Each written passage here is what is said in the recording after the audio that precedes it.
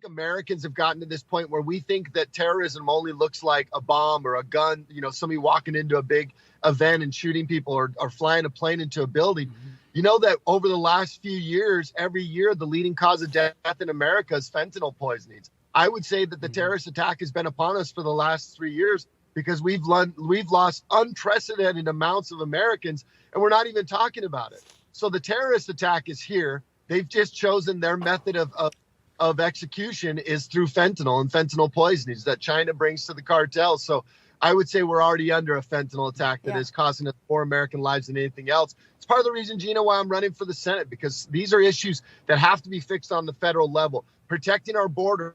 Look at the consequences of not having policies that protect our border. It harms American communities, puts us at risk to terrorist attacks, and we're losing American lives every day because of it.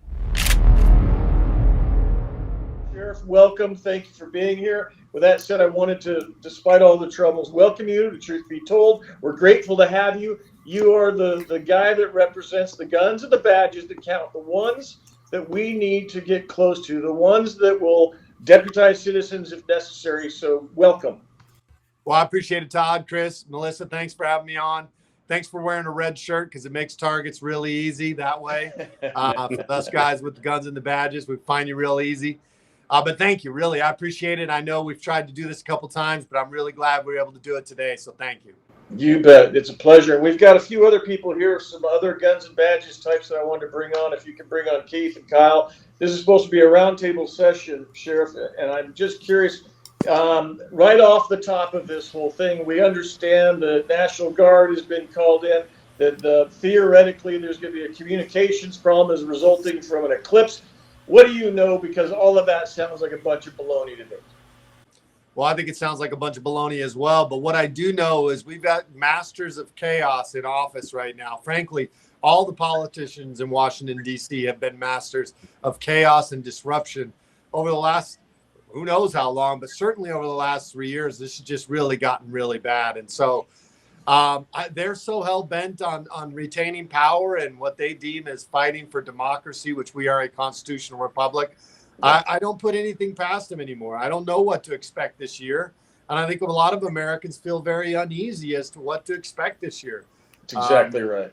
Yeah. So, I mean, I'm concerned, but I don't have any inside information. I'm probably the one they're going to keep out of the inside loop, though, on that, because they know I don't play that game. I didn't play it when they did COVID. I didn't do it for the mandates, the vaccine mandates, none of that. See, that's the brilliant part of this, and that's the whole point. All things are local. Kind of like we were talking before we went on stream with everybody, that you're getting calls. You represent a lot of law enforcement. You get a lot of calls from people saying, "Hey, checking in here. What's going on?" Again, I think it's all local. It's local law enforcement. We've got to build that bridge, and we've got to hang tight together because they're calling you for the same reason. I get calls regularly from our people, right?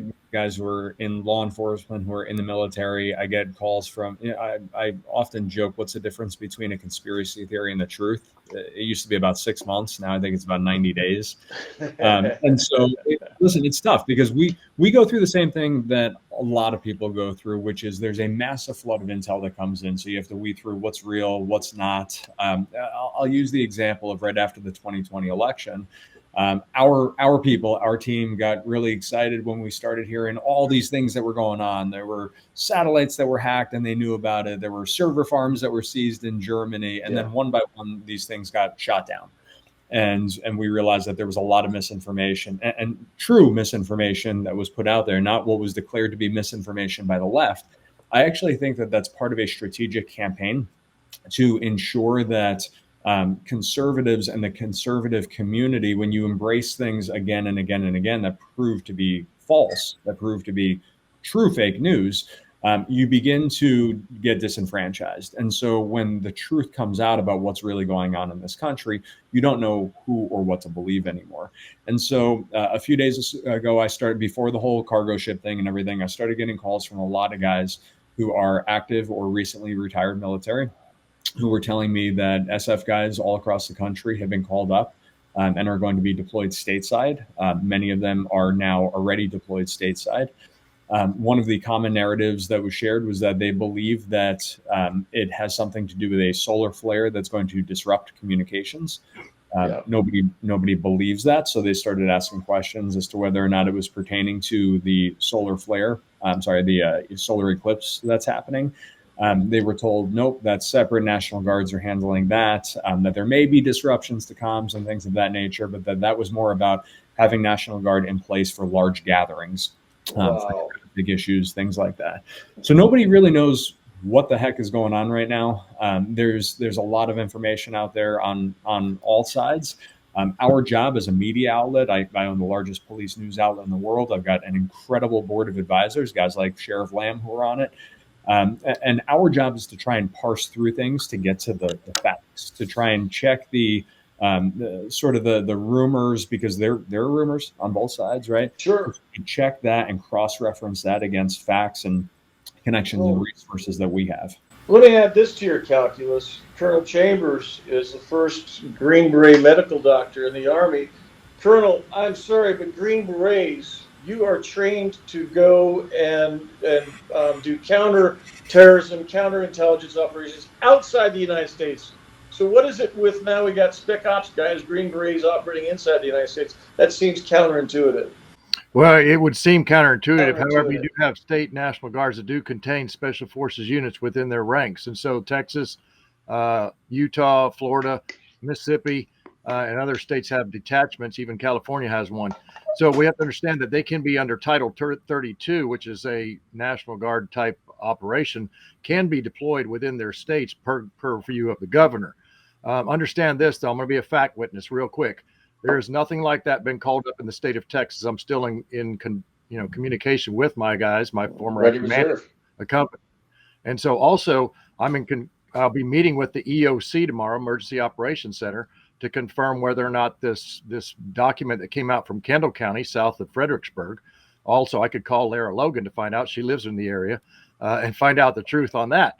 So a lot of this is getting dispelled by communication. You know, the old Cool Hand Luke movie. What we have here is a failure to communicate. This is what we're seeing. And so we've just got to have cool minds. You know, we control our controllables. That's what we do in chaos. Yeah, that's right. Yeah, that's right. And look, this is part of this chaos is we've got the border, we've got all these different things. And I think that, the politics is not going the way that they want it to go. And so I just see that more and more things are coming up. My wife says it all the time, though. The hardest thing to find will be the truth. With AI, with everything that's going on, the hardest thing to find will be the truth. And Jordan Peterson has a great quote. He says, you have to have faith in the redeeming power of truth. And so what we've built my sheriff's office on and my campaign for the U.S. Senate is we're just out there giving you the truth. Look, I was in a immigration talk last night at ASU Thunderbird School of Global Management. And I probably was the only conservative in the room, I think, certainly the only one on the panel. But you know what? I'm going to tell you the truth. And I'm in that, and I'm actually in the piece of the immigration that everybody wants to point fingers at. But I have a responsibility to maintain and establish justice like the Founding Fathers, which was the first charge of the Constitution in the preamble, when they said, we the people of the United States, in order to form a more perfect union, establish justice. So my job is to ensure that justice is established and that I ensure domestic tranquility. And that's what we continue to do. Dr. Chambers just hit on it just now. Our job is to be the source of truth and calmness and a sense of balance in all this chaotic situation you're seeing. Very, very important. And I love this visual that you gave us, because as things break loose and there's chaos and people are looking for answers, right? They're looking for leadership. My point has been, look to your sheriff as the leadership, because you're the law enforcement guy for that county. There's nobody higher. You're the guy that's charged with upholding the Constitution. And I wanted to have your opinion, of the law enforcement guys on the ground, not the federal law enforcement, the state and local law enforcement. Do they really have the Constitution in mind? Do they understand the mandate? Will they protect it as being the number one guiding principle? Well, look, and I know Keith wants to chime in. I'll just say real quick. I think sheriffs are very different than police departments. When our guys graduate from the academy, we give them a pocket constitution. And we tell them our job, what we expect you to do is uphold people's constitutional rights and protect them from the bad guys and from government overreach. That's what we're here to do. Beautiful. You saw during COVID was very chaotic. But for me, it wasn't. Like I could see we weren't pulling dead bodies out of houses. If anything, they would go in an ambulance to the hospital, or the loved one would take them to the hospital and they were dying there. Yeah. And so we realized really quickly, we didn't go with the lockdowns. We didn't go with the mask mandates, and we didn't do any of the vaccine mandates. And look, there was a lot of pressure from outside in those things, but you needed your sheriff. And my people in my county said, in all that chaos, they took a deep breath and said, thank goodness my sheriff gets it. And I think that's going to be the case with Second Amendment a lot. But to answer your question, I don't know. I wish I could tell you that more police officers would err on the side of the Constitution. I think sheriffs are more apt to do that. And I hope that the police officers will remember that oath when the rubber meets the road. This is about reminding them. Keith, what have you got to add? Yeah, so I just want to add, I was a cop in the deepest blue part of America. I mean, San Francisco Bay Area, my jury pool, Oakland and Berkeley. And I can tell you, looking at law enforcement where I worked at, the number of liberals working as cops, not the civilian side. The civilian side was full of liberals, but the cop side, the guys that are going to enforce the law, less than 1% were Democrats by far. And that is the most liberal place in America. With that said, one thing that I've noticed, I was teaching a counter drug class there yesterday. And what I noticed was the number of sworn law enforcement officers that were talking about how bad things were, and that they have either moved or are actively moving their families to Arizona, Idaho, Texas, and they are flying in. And we have two guys that are coming from Tennessee, to the San Francisco Bay Area, because they all know what's going to happen, and so they've all moved their families out. Now, back with COVID, our chief, again, we're deep blue. The city council passed a resolution that said, if you're not wearing a mask, you get a ticket. The chief immediately came down and said, we're not doing that. We're not going to do any of this. And then it's what I call pseudo policing. And I've talked about it before on Chris's podcast as well, where the politician will give you a task. Will say, I want you to do X. I want you to cite people for not wearing a mask when they're out in the open. And you just go, okay. And then you don't.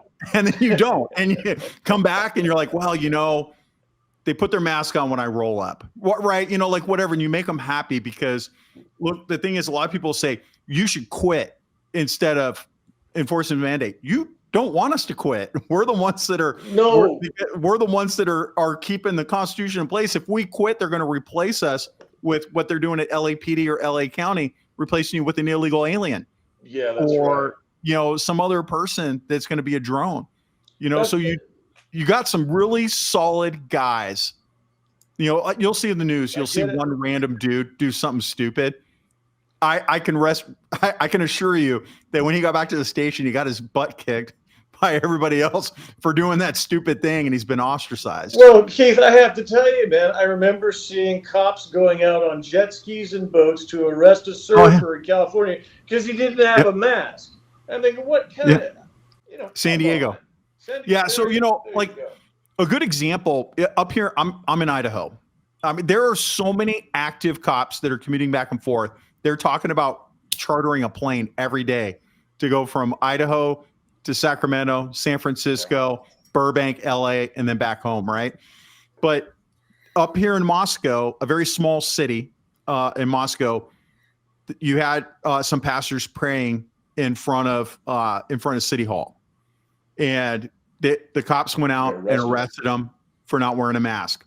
Well, I looked at that video, and it was command staff that made the arrest. It was a captain, and Sheriff Lamb can attest. Captains don't make arrests. Yeah. Right. So and I looked, and you go back and watch that video, and there's a plainclothes cop that's obviously an officer, and he's hanging back, and you can tell like this is some bullshit, right?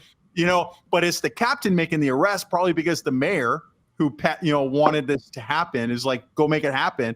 And the captain, being a political guy, was like, okay. It's like, dude, you're in Idaho. What are you thinking? Right.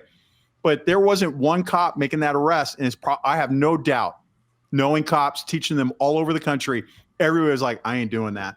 Yeah. Well, and it was the captain. I've been in the same position. I was told to enforce a law that violated the First Amendment of the Constitution. I absolutely refused. I was in a staff meeting with I'm the senior sergeant, but I'm standing here going like, we can't do this. This is illegal. Like, this is stupid. Beautiful. And I'm like, Chief, my job is to protect you. Help me protect you. This is dumb, right? And you're like, they want us to enforce it. We're going to do it. This is a different chief. We're going to do it. And so when the incident came up, they send my cops, and I get on the radio. I'm like, negative, don't go to that. And I said, everybody clear. And then the captain gets on, hey, Sergeant, get out there and handle it. I'm like, negative, I'm not going to handle that.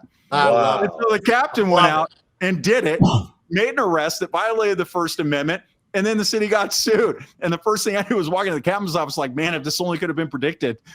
Like, wow. This is why I never made lieutenant.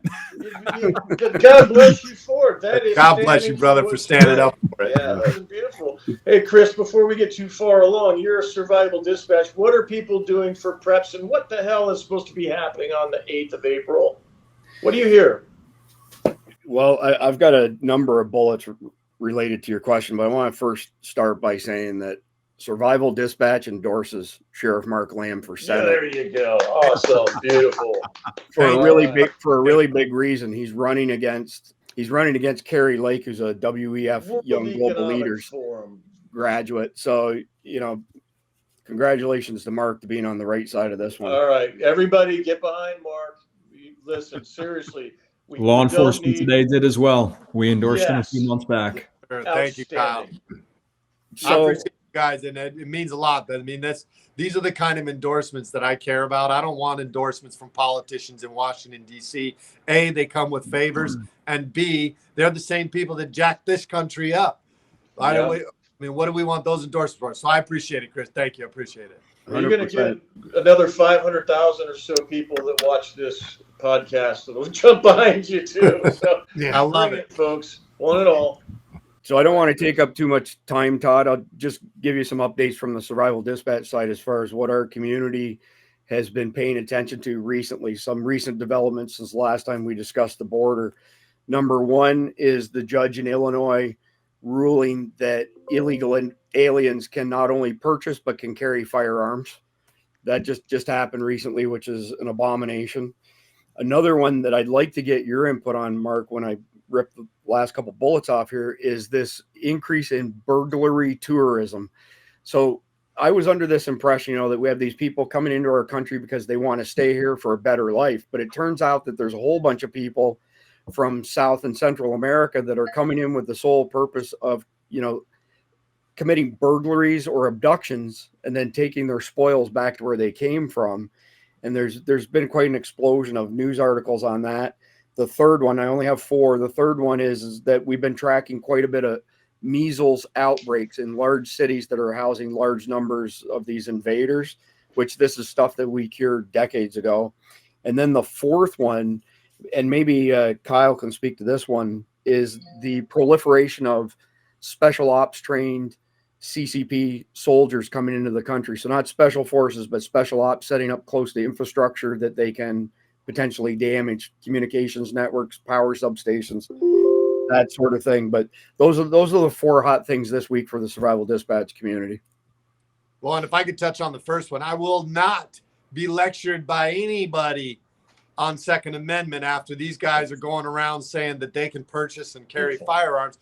Illinois is one of the most liberal states, anti-Second Amendment states there is. And then these people want to come back. Truly, they just are really against Americans.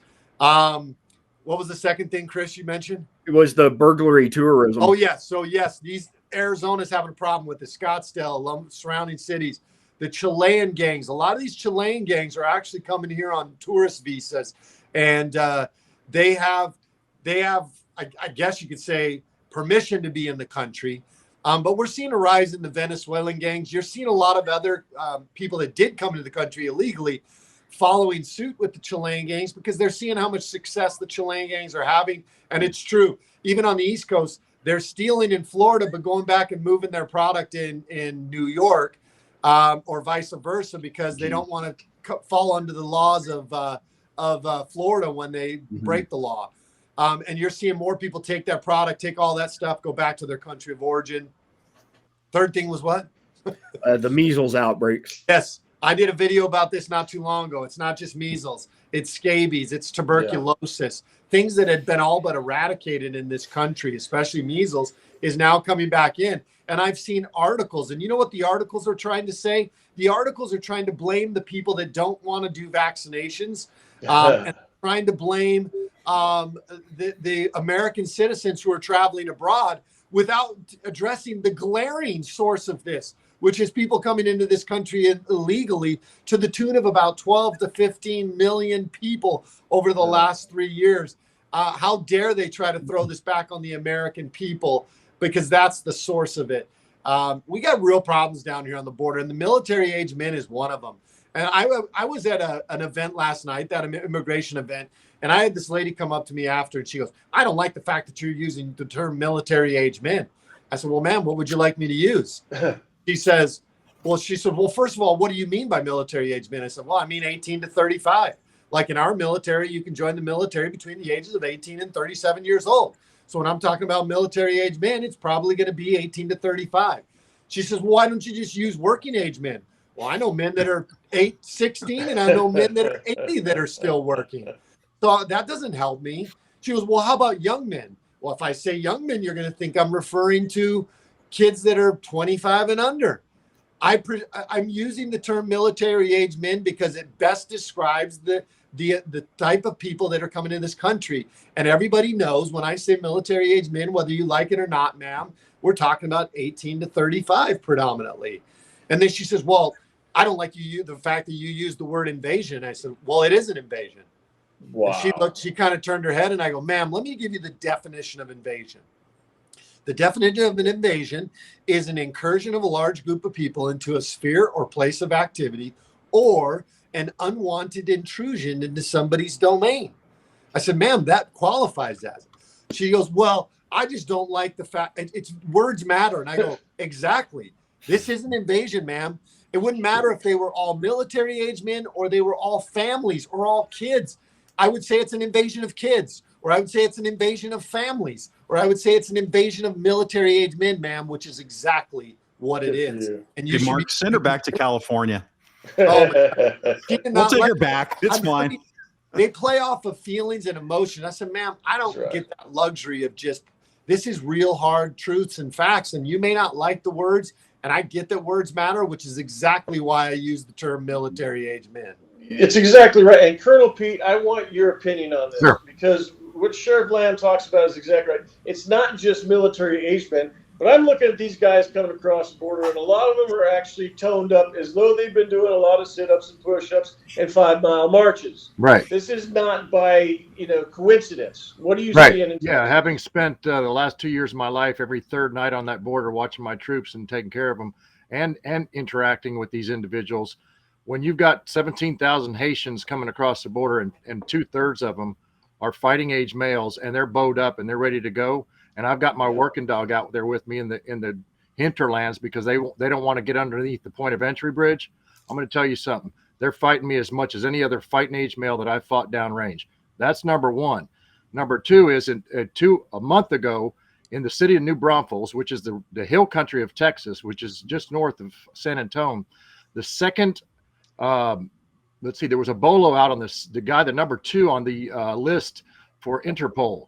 He was picked up in New Braunfels. He came through Venezuela. He's a Hezbollah member. He came through Venezuela. He got docked as Venezuelan docks. We picked him up. We knew who he was. He's now in custody, and his docks, and he can speak perfect Espanol. And he's like me. He's dark. And I'm gonna tell you what. When you got him that close to that alligator close to our canoe, there's a problem set. So don't tell me there's no terrorists in this country, because they are. And fentanyl itself is chemical warfare, and that's killing people with the tranq, the xylazine, all that added to it. It's killing people. There's no doubt.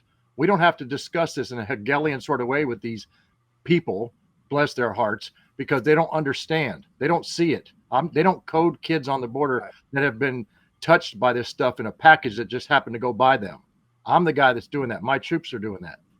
Yeah. Thank you for that. And by the way, billions of rounds of hollow point ammunition, 9mm and 223. I don't think the 223 was hollow point, but billions and billions of rounds of ammunition bought by NASA, NOAA, EPA, SWAT teams. The federal government has cached these weapons and this ammunition somewhere. For what purpose? It concerns me that the purpose is now, right? Well, Todd, I'd like to add something. And Please. you have to excuse my passion I just spent yesterday with Ted Nugent.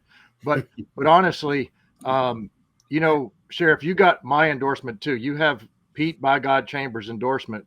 I'm friends with some of your folks out there, Eli Crane, Janae Shamp, Gunny Borelli. I mean, I spoke out there in the Capitol for them because they needed to hear fact witness stuff. We operate on facts, and you can't deny facts. You can't show me data that denies what I saw or what you see or what any people or these people on this panel see. We're not going to play that anymore. We're done on their playing field. We play rodeo in Texas. We don't play polo.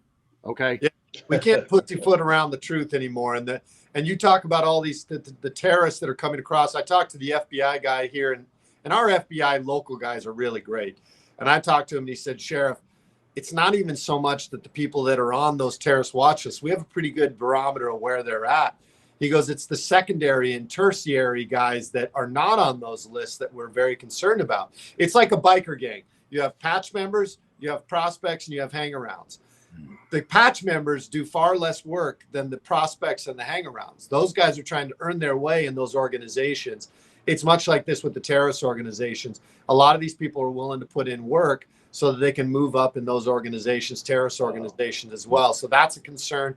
And then when we talk about terrorism, I've been saying this lately, we have this, we conjure up in our mind in America that terrorism includes maybe a guy walking in, what we saw in Russia where they were going in and shooting people in a theater, or maybe it's a bomb going off, or maybe it's a plane crashing into a building. But I will tell you that China has had the most successful terrorist attack on America ever.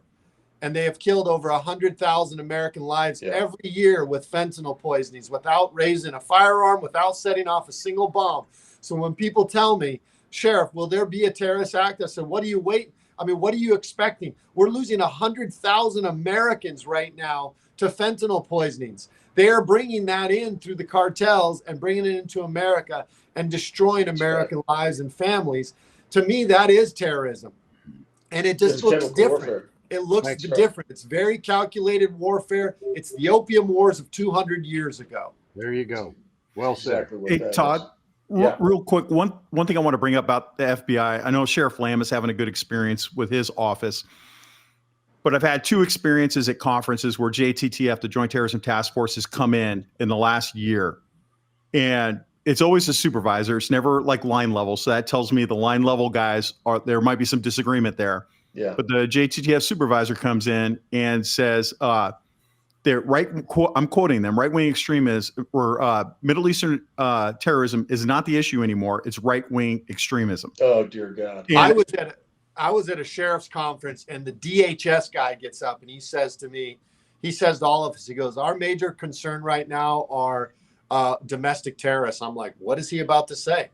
And he says, these are going to be veterans. These are going to be people that don't believe the elections were truthful. These are going to be people, parents going to school boards. I mean, when he was finished speaking, I hit the mic and I said, how dare you accuse the American people of being the greatest threat to the America? I said, I do this every day.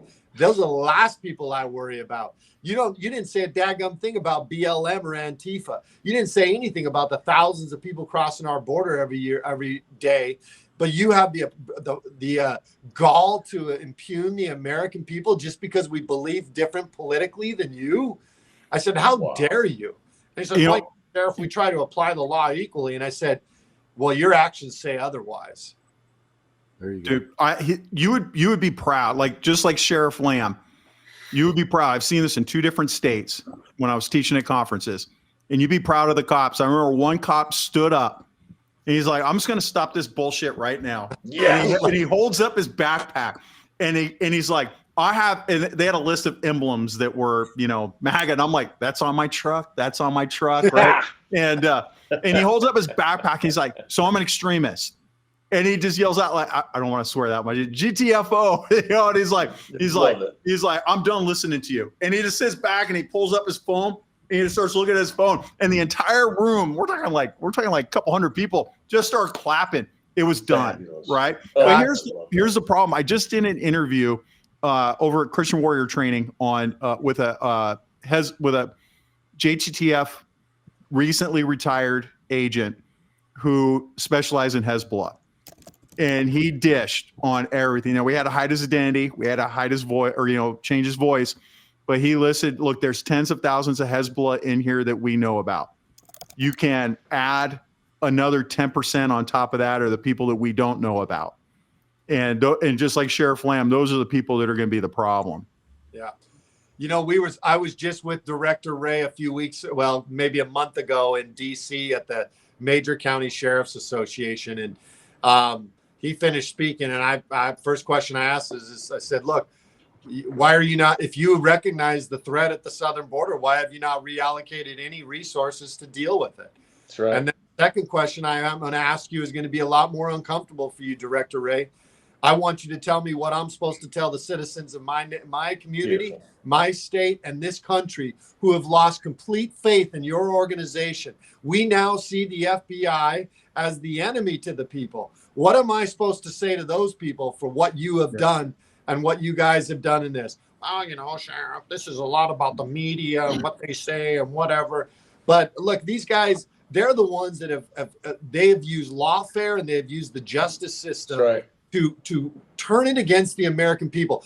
When I asked about the reallocation of resources, well, we're just like everybody else. We don't have an allocation of resources. They had no problem reallocating people for anybody who was in Washington, D.C. on January 6th. But you don't reallocate resources to actually deal with real legitimate terrorist threats that are coming across our southern border. No. 10th Amendment, Sheriff. 10th Amendment. The federal government exists only because of the states. Melissa, you're back. Yes, I'm here to ask questions, and I'm also here to dismiss Kyle because Kyle has prior engagements he has to attend. Kyle, would you like to say anything else before you go? Yeah, real quick, Todd, if I can, I want to speak directly to the people who are watching this right now. First and foremost, before anything that I do for work, I'm a Christian. I'm a father of 4 little girls. I'm a husband to a woman who's way out of my league, and I'm very connected to the community here, the faith community and the general community. And people are scared, man. People are afraid. And they're hearing conversations like we're having here. They're hitting that panic mode. And that's why we're very cautious at law enforcement today about the kind of info that we put out there to make sure that it's highly vetted, highly reputable. But I would say to people who are feeling that fear right now, 2 things. One, it's okay. It's normal to be afraid. You're not alone. You should always be prepared at your home. You should always have a food supply for as long as you can afford to. You should always have a water supply, medication, some of the basics, whether it's for, God forbid, a terror attack or a hurricane or a power, it doesn't matter. But I've been spending a lot of time, man, on the border. A lot of time out with guys like Sheriff Lamb and Sheriff Daniels, and over in Texas out with TMPA. And one of the things that has been consistent is that men and women across this country are rising in faith. And I cannot stress the importance of that in society right now. I've been invited to speak at a number of events. I'm reading names of the Candlelight Vigil in Washington, D.C., names of the fallen officers. I'm heading to the Capitol for the National Day of Prayer. I've been invited by the Federal Task Force. And one of the things that, guys, I'm just seeing this everywhere, is that men and women are starting to realize, man, we are in a scary place in society right now. And there's one guy who can get us through all this. And so for everyone who's watching this right now, who's like, what's going to happen? Where are we going to go? I just encourage you to put eyes up and to surround the men and women who are on the border right now, who are on our streets, who are protecting our families. just to love on them and surround them with prayer. So guys, everyone on this call, super grateful to all of you. I love all you guys. Sheriff Lamb, you've got us 1,000% behind you always. Beautiful. Love you too, man. And Doc, man, you are spot on about Congressman Eli Crane. That is the best man to ever walk this earth besides Jesus. He's my best friend, and we need more guys like that and like all of you in Congress. So I'm sorry that I got to bounce, but love you. Thanks for coming. Thanks, Kyle, man. I appreciate you. You're right, by the way. Kyle. Thank you. Thanks, Kyle. Guys. Conquer fear with faith, right? Make your relationship with God a good one. Yes, that's right. Well, in 2 Kings 6:16, and he answered, "Fear not, for they that be with us are more than they that be with them." And if you know that story, they turned around, there was chariots and everything on the hills, and it's a beautiful story, and it's really, there are more of us than them. So right. Yes, sometimes it's hard to see the positive because not everybody sees everything going on behind the scenes, and some people aren't blessed enough to be able to talk to you gentlemen to get some more optimistic views of the border crisis and everything we're facing. I do have some questions that open kind of like a group discussion answer. One of the questions is, how many countries do you think are represented with the immigrants coming in at the border, and what do you think is the most predominant country invading? it's 170 countries, and the most predominant changes all the time. I think you're going to see an influx of Haitians, like Dr. Chambers was talking about. It depends on where you go as well. We see Sudanese, we see Mauritanians, Uzbekistanis. Right now, there was 37,000 Chinese nationals that came across last year. In 2021, it was only 450. Then it went to 37,000 Chinese nationals, predominantly military-age men. This year, there's already over 20,000 Chinese nationals. So by October, I expect that number will probably be close to double what it was last year. That's nearly 100,000 military-age Chinese males that have come in. And you just can't leave China. Like, it's not a free to leave whenever you want country. You have to have permission from them. So, Melissa, it's a great question, but it varies. It just depends on where the cartel is harvesting people to come and where those NGOs are and the UN are spending money to get those people to come here and try to break our system and overwhelm our Border Patrol agents.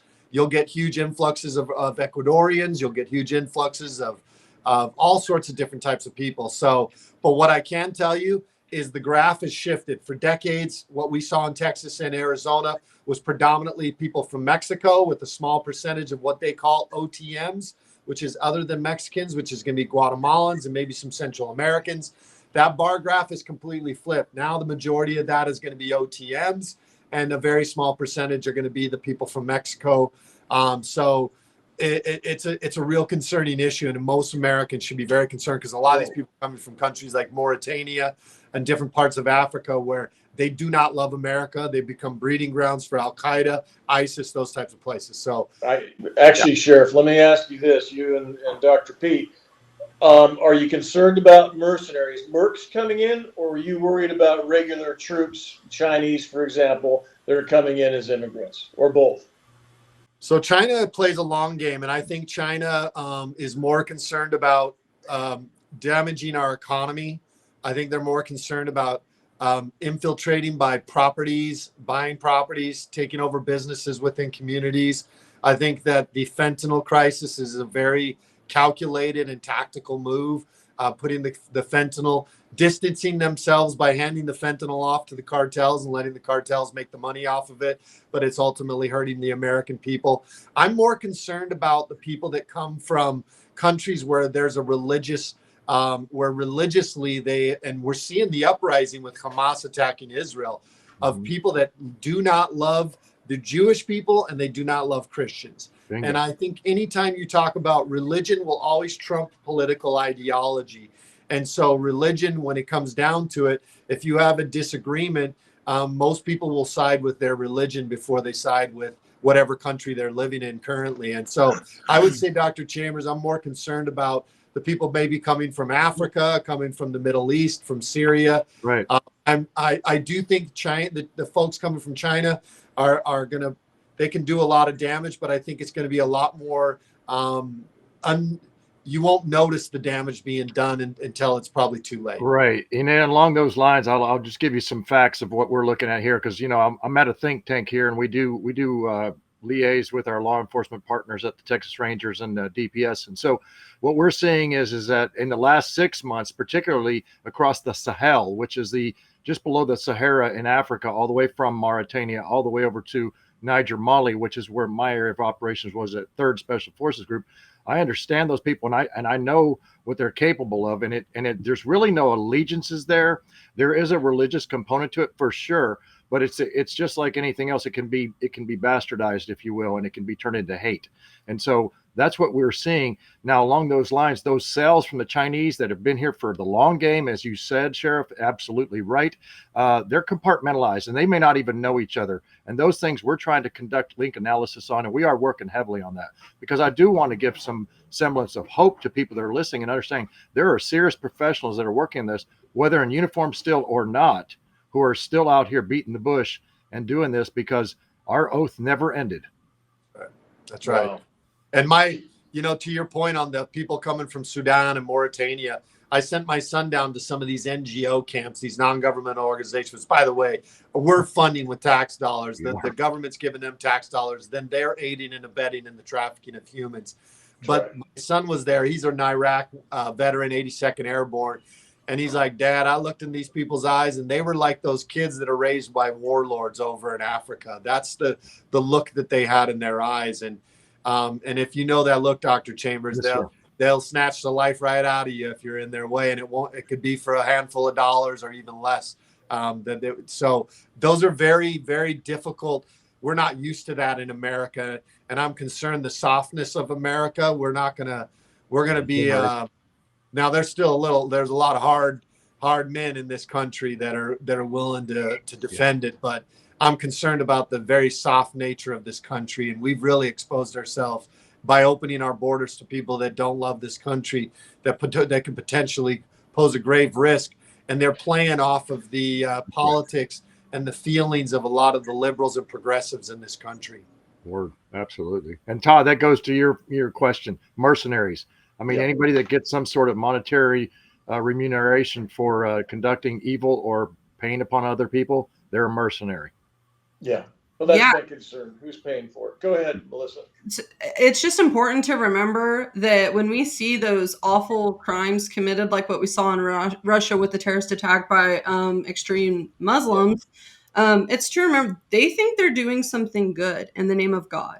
So some people sit there and they're like, we can speak to their practical mind, their reason, but in reality, their faith says that they're doing something good by killing Christians and killing Americans. So that's where the issue comes in. It's not because they're Muslim, it's because the extremists fully believe they're doing the work of God doing that. So I just wanted to throw that in there. Another question that we have is, do you think there's an issue also at the northern border? Yes, absolutely. Well, there's 250,000 coming in a month at the southern border. You're seeing, I think the numbers, and Dr. Chambers may be able to, Dr. P, you may know, but I think it's around 9,000 a month.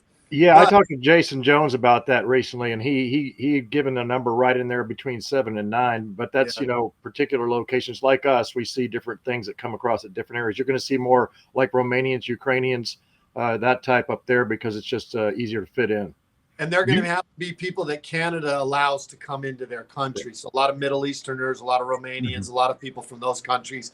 The northern border, even though there's no wall, very difficult terrain, though. It's cold. It's not as easy to cross through as it is on the southern border. It's a lot, less problematic as far as like temperature wise, terrain wise in many cases. So, and the other thing is the drugs. They're pushing a lot of drugs up in the north, the New York area, the Great Lakes area. They push a lot of drugs up through there as well. All right, that's good to know. Well, one interesting part of the northern border that in some states like Vermont and New Hampshire, there are some small towns that are hundreds of years old, and one side of Main Street is in Canada and the other side of Main Street's in America.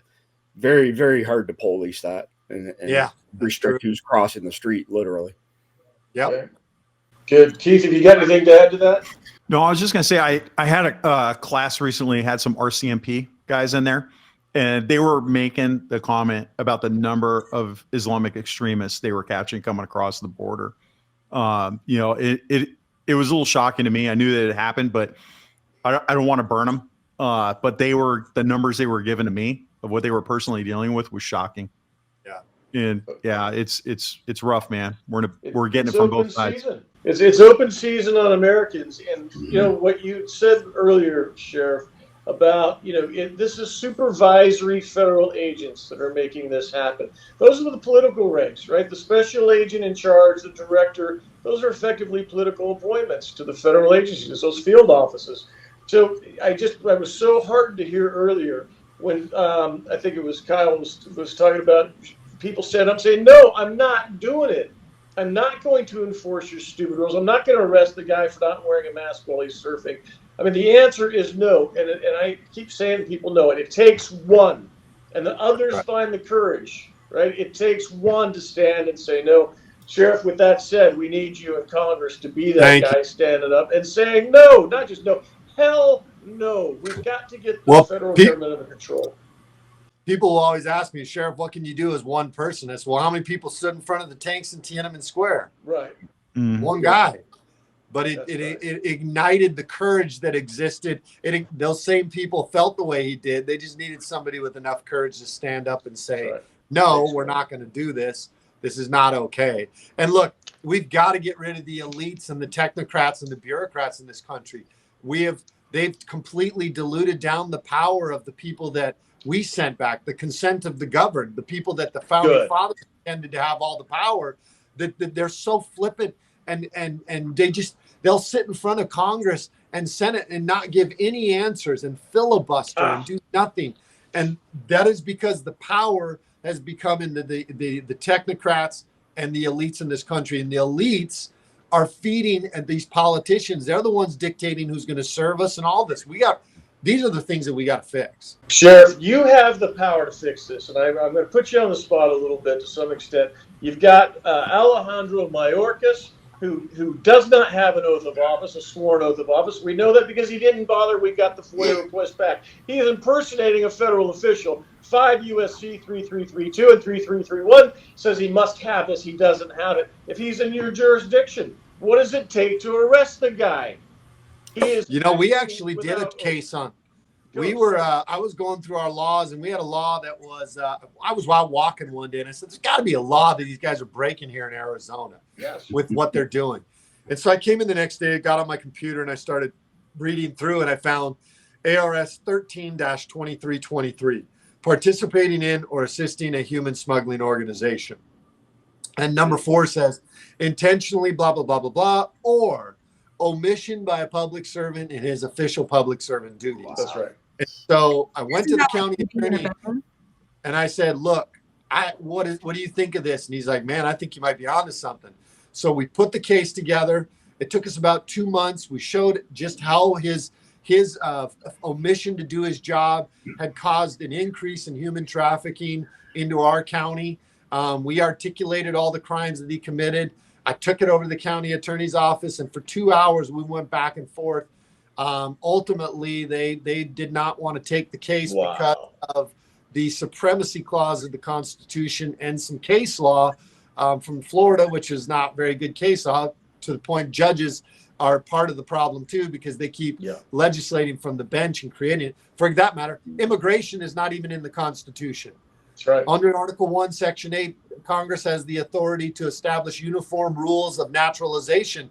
Immigration wasn't in there. Immigration has been given to Congress by the Supreme Court and by other judges. But anyway, I digress. The point is we tried to charge Mayorkas. We're not. I mean, look, in the end, I couldn't argue with them. I thought, based on what we were reading and some of the case law unfortunately, and the supremacy clause, it made it very tough to take that case forward. And unlike the progressives, I don't want to use lawfare. I want to have legitimate cases that I can take. And I still would have been willing to do it because I kept telling the county attorney the article that talks about the supremacy clause never intended for omission. It was basically saying if That's right. the federal government did something while they were doing their job that violated a state law, they would be covered.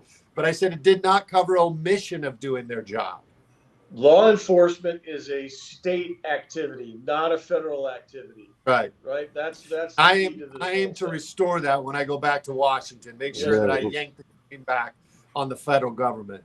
Look, man, most street cops that you talk to don't look at the FBI and ATF and other agencies as cops. Right. But they're not. They don't respond to 911 calls or nothing. Nope. Yeah. Honestly, I'm tired of hearing like, oh, they're a law enforcement agency. No, man, they're a regulatory agency that is not constitutional. Yeah. Is what they are. Yeah. I had a couple of them here the other day come to talk to us about some ATF stuff, and I said I was on my way to vote, and I said, by the way, boys, I said, did you know Texas is going to have a referendum to abolish the ATF in Texas? And they just looked at me like, what? I'd love to see it, but the look on their face. No, Todd, I would like to add to that, counselor, that when the governor of Texas on the 24th of January wrote a letter basically stating the references are two within the Constitution, right? That changed everything from the Fifth Circuit Court's fight, which was an amicus brief that referenced about 100 case law cases. It's not about case law in this; it's the Constitution. When he did that, I applauded him. I was on the set of Alex Jones, and I said, "Governor, you might have had words, but in this case, I'm going to stand by you because now you're referencing the Constitution."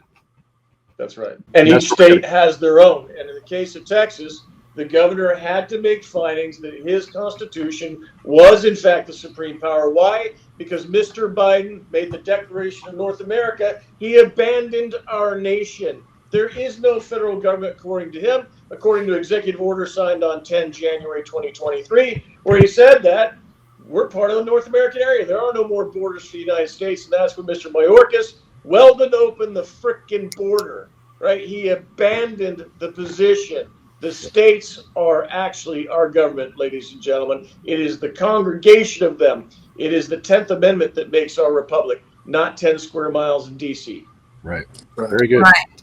All right. Well, I would just wanted to say my 2 cents in here on the immigration because I'm also a follower of Messiah. And so I always ask myself, what does God feel about this topic? And he always brings the scripture to me when I'm studying and stuff like that. And some Christians I've seen say, we're supposed to love immigrants. We're supposed to not treat them any different than we would treat, our neighbor. But it also says that if the foreigner resides among you, he must follow your customs, love your land, and love your Lord God the same way that you do. And so if they're not doing that, then do we have to really be the good neighbor and let them basically move in next door? Or do we say, hey, look, do you love the Lord your God with all your heart? And do you love this land? And if not, then they shouldn't be here. So that's just my 2 cents. We had that process. That used to be the process by which people came to our country all of 3 years ago. So we just need to undo it. All right. With that said, I think we're out of time. Melissa, thank you for putting this together. Gentlemen, what a joy to have you here. I hope that we can make this a more regular thing because, my God, there is so much good stuff coming out here. And people need to know these things. It gives hope a little bit, right? I think that even though it's not necessarily a positive topic, there are positive things happening. And there are good men and good law enforcement that are fighting for the American people. It's not all doom and gloom. It's not everybody's corrupt and bad.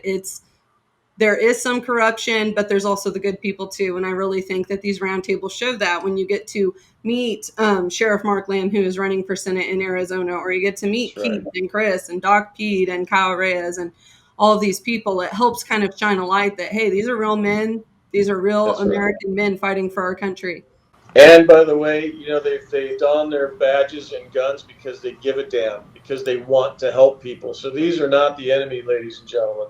These are the people that we rely on. These are the people that are, their kids are in school with us. They're parishioners, the same church as we are, putting on their clothes the same way we do. So, dear God above, when you see local law enforcement, go and buy them a cup of coffee, have a chat. We've got to build that relationship. Tell them thank you. Just say thank you. Just say, hey, thanks for your service, That's right. That's right. Thank you, Melissa. Thank you. That's true. Because those guys are out there doing it. It's not easy to do right now. I got pulled over for having an expired tag. I had the updated tag. I just hadn't put it on yet. And I make sure to tell him, hey, thanks for doing your job.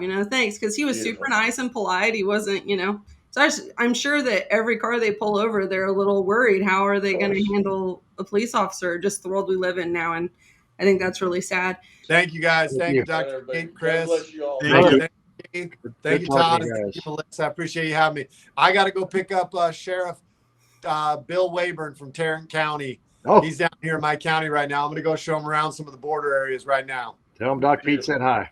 I will. Is the border too far gone? Yes. Yes, in many ways it is. We have far, far surpassed where we should have said, no, this is enough. We have caused some very irreparable damage to America, not just with the people that have come in here, but the drugs that have come in here.